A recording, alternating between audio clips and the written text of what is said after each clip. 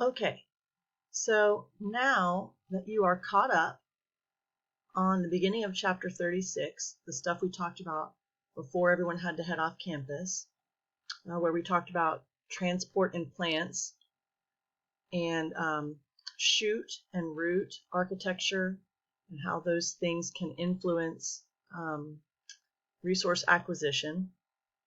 Now we're going to talk a little bit about some of the processes that are necessary for internal transport in all animals and plants.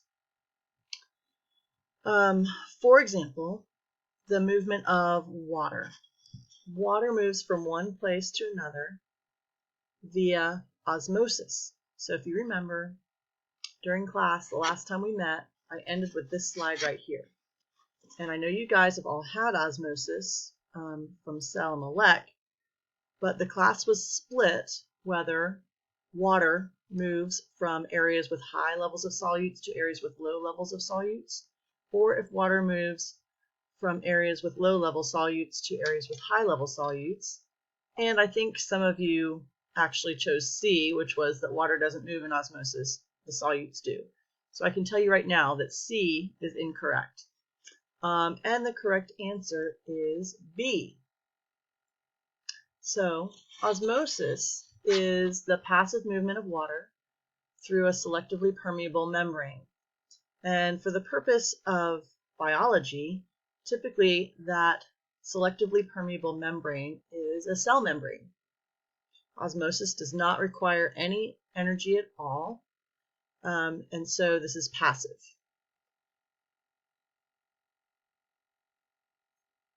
There's a few other things that can move passively through the cell membrane through the process of diffusion. We're not going to focus too much on diffusion, but I know you've heard of it, so I'm going to just briefly talk about that for just a second.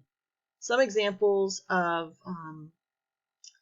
materials that can move through a cell membrane are super small solutes like oxygen and carbon dioxide, as well as hydrophobic molecules like lipids. They can move straight through the plasma membrane. No other solutes, though, besides those types, are able to pass through the cell membrane without active transport, which requires energy in the form of ATP.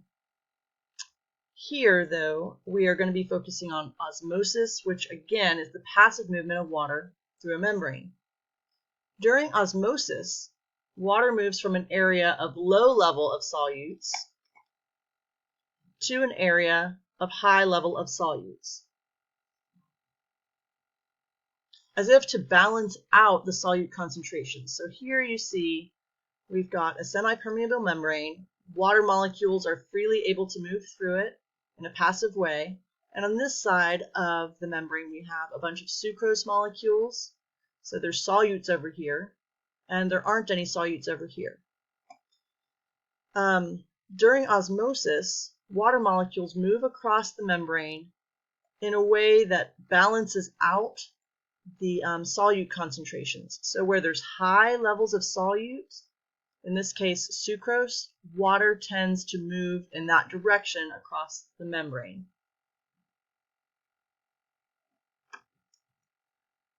A concept that is similar and related to osmosis is water potential.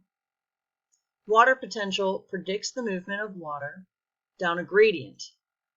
That basically means that it predicts which direction water is going to move through the process of osmosis. And so we're just going to use some slightly different terminology to include the terms water potential.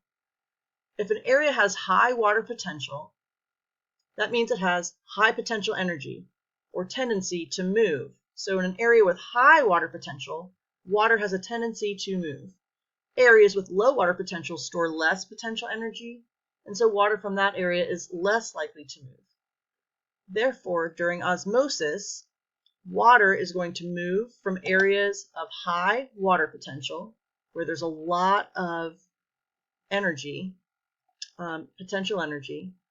So water is going to move from areas of high water potential to areas of low water potential. So in the example we showed before, the areas that have a lot of solutes actually have low water potential because water is not likely to move out of that area. On the other hand, areas with low levels of solutes have high water potential, and so water will move out of the areas of high water potential into the areas with low water potential.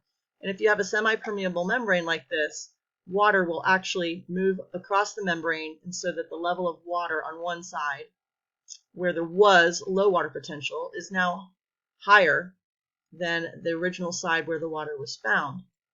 When the water potential is equal on both sides of the membrane, water can still move across the semi-permeable membrane, and it still will, but you will be left with more water basically being maintained on this side of the membrane than this.